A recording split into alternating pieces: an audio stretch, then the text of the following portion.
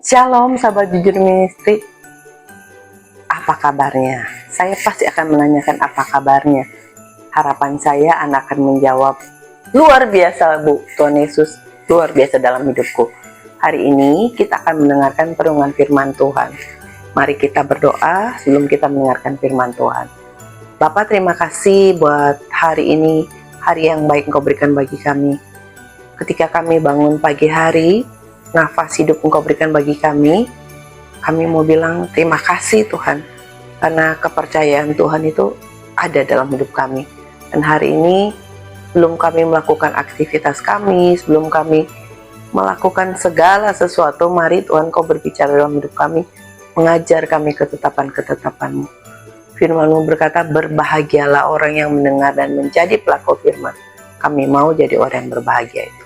Kami bersedia menerima firman-Mu, demi nama Tuhan Yesus, haleluya, amin. Hari ini perenungan kita tentang persembahan yang terbaik pada saat Natal. Yuk kita lihat Matius pasal yang kedua, ayat 1 sampai ayat yang ke-12. Saya akan bacakan ayat yang pertama. Sesudah Yesus dilahirkan di Betlehem di tanah Yudea, pada zaman Raja Herodes, datanglah orang-orang Majus dari timur ke Yerusalem dan bertanya-tanya, di manakah dia raja orang Yahudi yang baru dilahirkan itu? Kami telah melihat bintangnya dari timur dan kami datang untuk menyembah dia. Ketika Raja Herodes mendengar hal itu, terkejutlah ia beserta seluruh Yerusalem. Maka dikumpulkannya semua imam dan ahli Taurat bangsa Yahudi, lalu dimintanya keterangan dari mereka, di manakah Mesias akan dilahirkan. Mereka berkata kepadanya, di Betlehem di tanah Yudea, karena dengan demikian ada tertulis dalam kitab Nabi, dan engkau Betlehem, tanah Yehuda, engkau sekali-kali bukanlah yang terkecil di antara mereka yang memerintah Yehuda. Karena daripada mula akan bangkit seorang pemimpin yang akan menggembalakan umatku Israel. Lalu dengan diam-diam Herodes memanggil orang-orang Majus itu dan dengan teliti bertanya kepada mereka, bila manakah bintang itu nampak? Kemudian ia menyuruh mereka ke Betlehem, katanya, pergi dan selidikilah dengan seksama hal-hal mengenai anak itu, dan segera sesudah kamu menemukan dia, kabarkanlah kepadaku, supaya aku pun datang menyembah dia.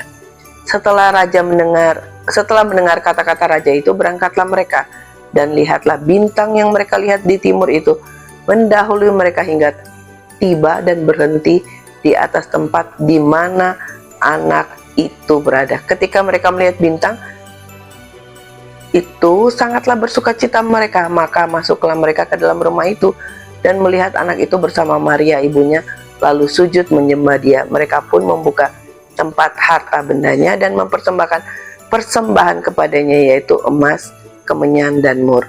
Dan karena diperingatkan dalam mimpi supaya jangan mereka kembali kepada Herodes, maka pulanglah mereka ke negerinya melalui jalan lain. Tadi yang saya bilang, persembahan yang terbaik di hari Natal, itu tema kita. Natal itu, kalau Anda yang baru berusia 5-6 tahun, itu rasanya wah bagus banget. Tapi kalau yang udah umur 20, 30, 40, 50, 60, 70, rasanya Natal, geus Natal deui, ngomong Natal eta geus teu rasanya, geus Natal deui, tahun teh geus erek beres, bener teh. Nah gitu. Kalau udah Natalan, lalu kita merasa lebih dewasa gitu, lebih tua gitu, merasa wow, waktu sudah sangat cepat berlalu. Betul. Ketika Natal itu sudah sampai, itu berarti kita sudah sampai di penghujung tahun. Apa yang Tuhan mau belajar dari yang kisah yang kita baca? Itu kisah yang sudah sering kita dengar, bahkan saya percaya banyak dari Anda sudah menghafalkan di luar kepala cerita ini. Ada orang Majus datang. Tapi apa yang kita mau belajar dari pembacaan ini? Saya mau bilang, ada dua jenis orang yang mempersembahkan. Kan tema saya hari ini adalah persembahan Natal. Siapa orang-orang itu? Yang pertama adalah orang-orang Majus. Orang-orang Majus itu adalah orang-orang yang dari timur itu mereka meneliti tentang bintang. Mungkin mereka itu ahli astronomi ya, kalau sekarang ya bahasanya, ahli astronomi yang mengerti perbintangan. Dan mereka menghabiskan ribuan hari untuk berjalan ya, untuk sampai ke Yerusalem. Saudara, ini yang saya mau bilang. Apa yang Anda persembahkan ketika Natal itu tiba? Mungkin bulan Januari, Februari, Maret Anda tidak mempersembahkan apapun. Hari ini saya mau bilang, kita belajar seperti orang Majus. Betapa mereka mau bayar harga untuk mencari Yesus.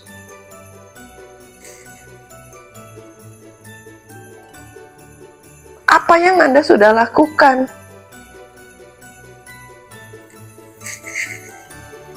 Mereka tuh apa ya, dari timur tuh jaraknya dibilang 4.000 kilometer. Wow, itu teh sekitar 56 kilometer. Ya kalau zaman sekarang mah 56 kilometer itu mah mungkin cuma deket lah, Jakarta Bandung mah lewat gitu. Tapi saya mau bilang, pada saat itu mereka harus melewati badai, melewati gunung. Tidak ada Waze kayak sekarang, tidak ada Google Map.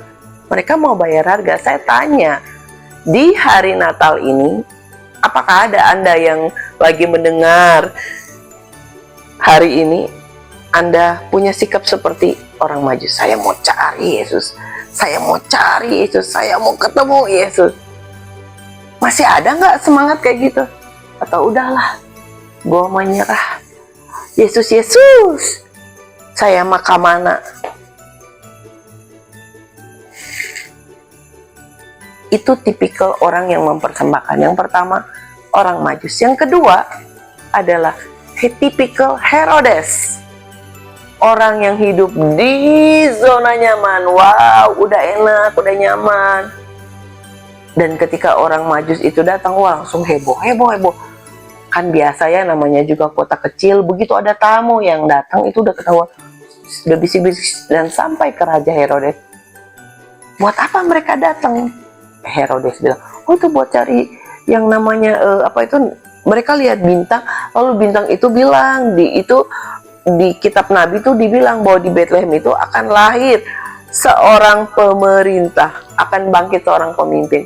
Herodes cari tahu itu.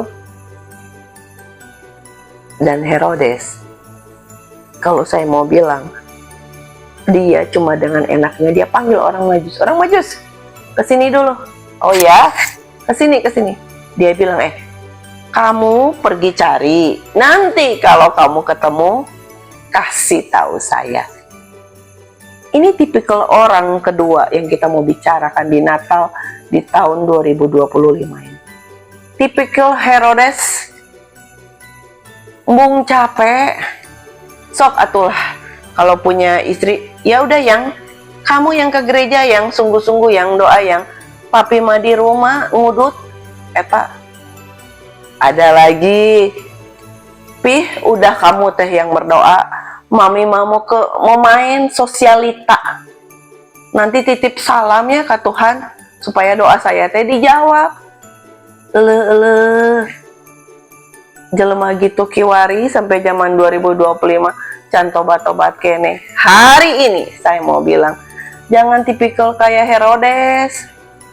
Nita hungkul tara ka gereja, tobat